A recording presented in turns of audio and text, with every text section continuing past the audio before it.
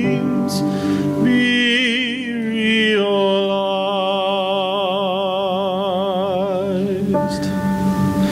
If the thunder cloud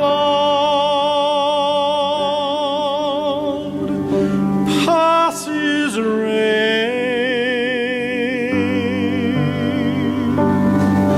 so let it rain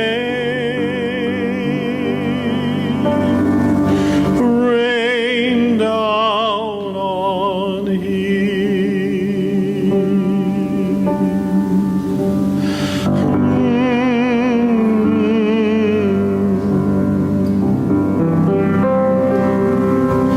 So let it be.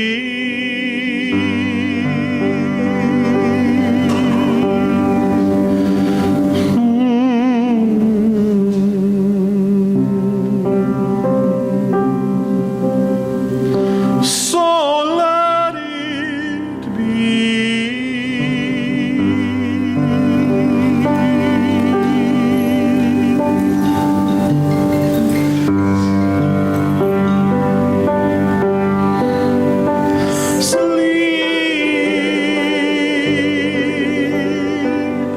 Sleep tonight,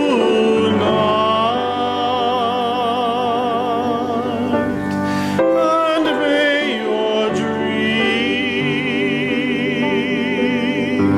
be realized.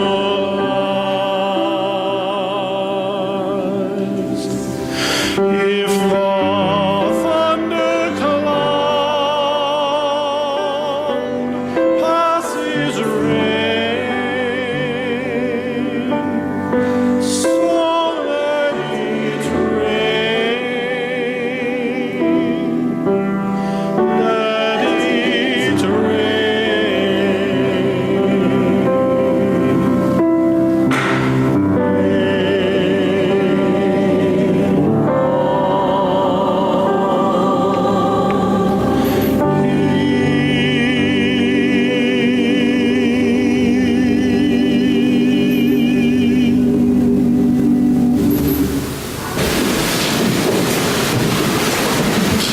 It feels rich and rewarding to gather in a house of worship on Dr. King Sunday. One of the greatest Americans, Dr. King himself, loved church, so I always deeply appreciate this weekend. As people of faith and goodwill at this time of year, we're called to a rigorous self-assessment of America and the fields where Dr. King toiled. Today we review what Dr. King called the three-headed monster of racism, poverty, and militarism.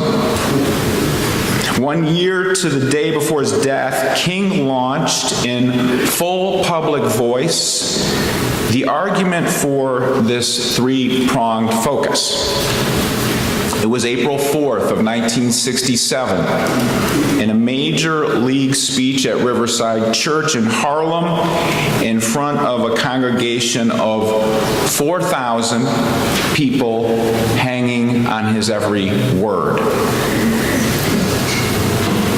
This forceful expansion beyond civil rights to include explicitly anti-poverty and anti-war activism changed King's life forever. It's possible that before Riverside, King was already inescapably on track to be murdered. But this speech considerably increased his daily stress and risk. Throughout the last year, that last precious year, King time and again reiterated his primary thesis. He said, "We must see now that evils of racism, economic exploitation, and militarism are all tied together. And you can't really get rid of one without getting rid of the others. Now, in our 2019 Unitarian Universalist Philadelphia context, this systematic analysis may seem common sense or obvious. However, it is difficult to overstate how King's expansion of focus brought to him a devastating intensity of animosity and body blows from people within the movement, let alone from without.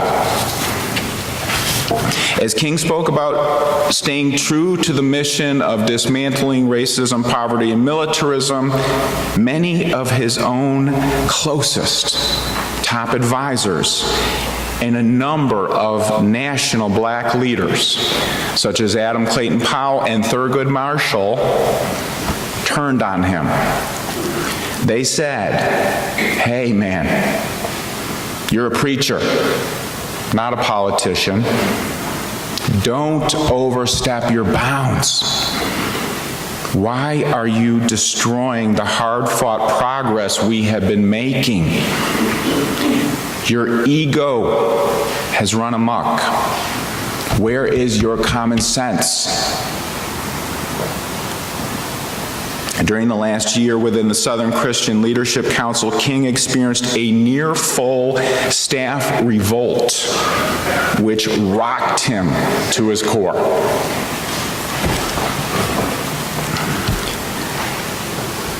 And through all the visceral strife, King maintained belief in the power of God and beloved community standing together on the side of love.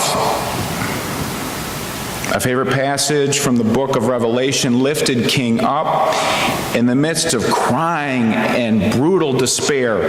The sacred voice says, all these things are gone forever. I am making everything new. I am making everything new. He looked to that passage many times for hope. In linkage with this scripture, King repeatedly tried to tell folks to avoid acting like Rip Van Winkle. King said we must stay awake and participate in the making of things new, the making of a revolution of peace and justice.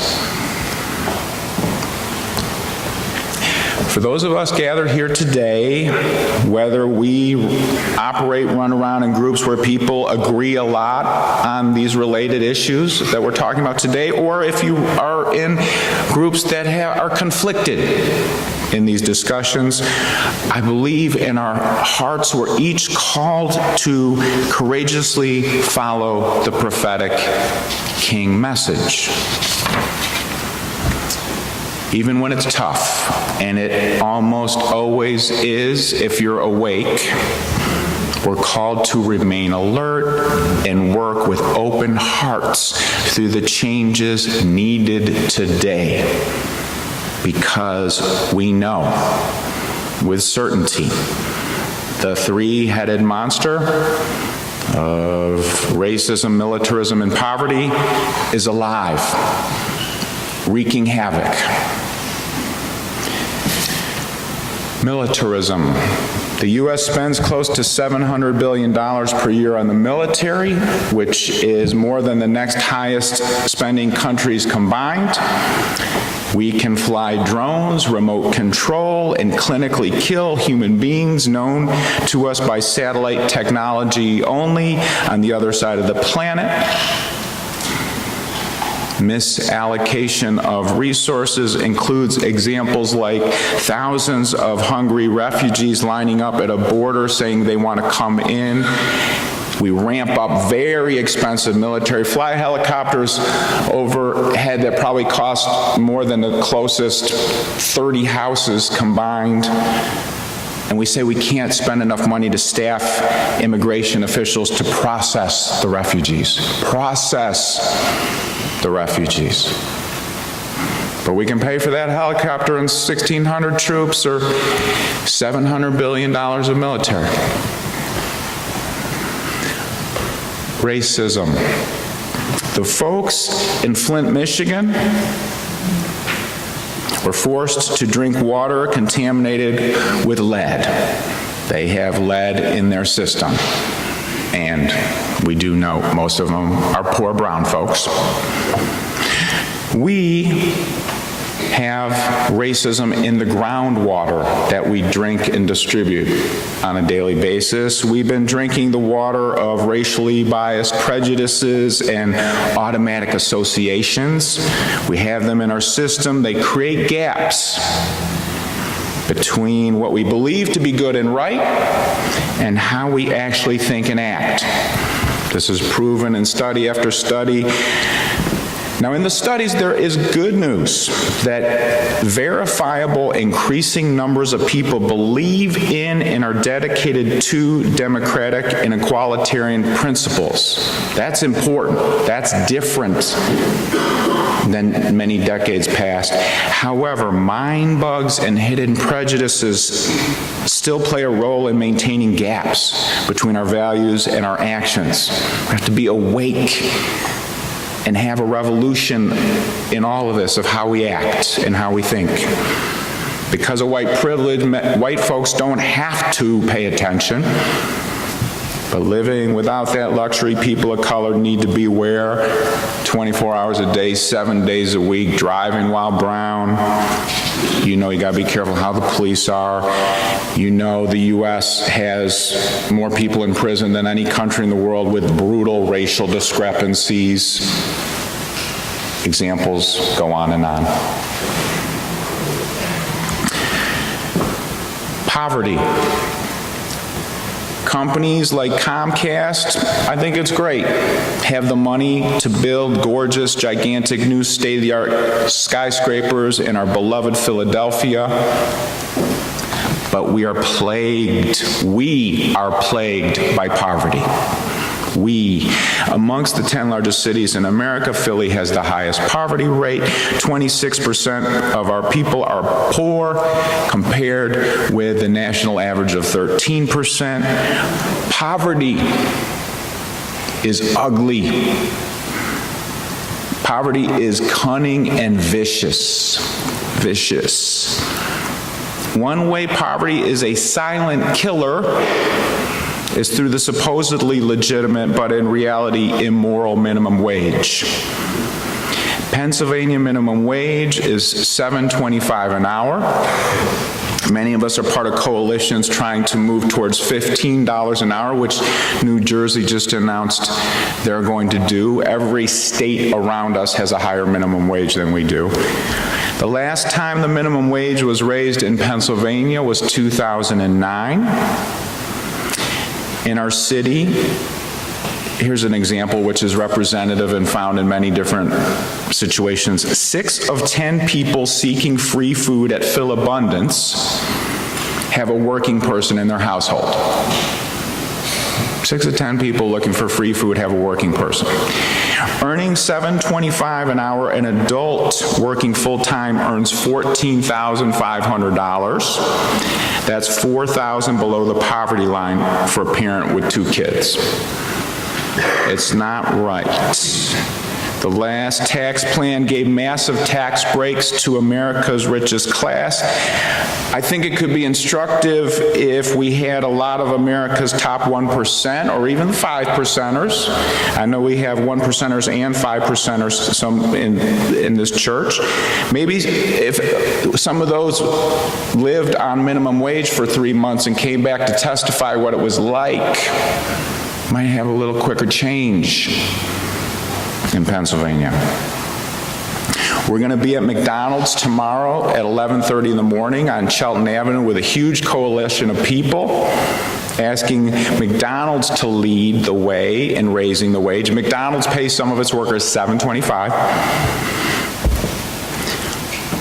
In 1967, King spoke to low-wage workers on strike as if he were talking to the McDonald's workers we're standing with and for tomorrow.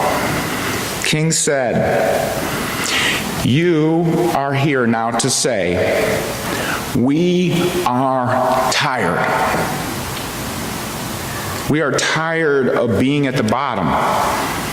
We're tired of being trampled over by the iron feet of oppression.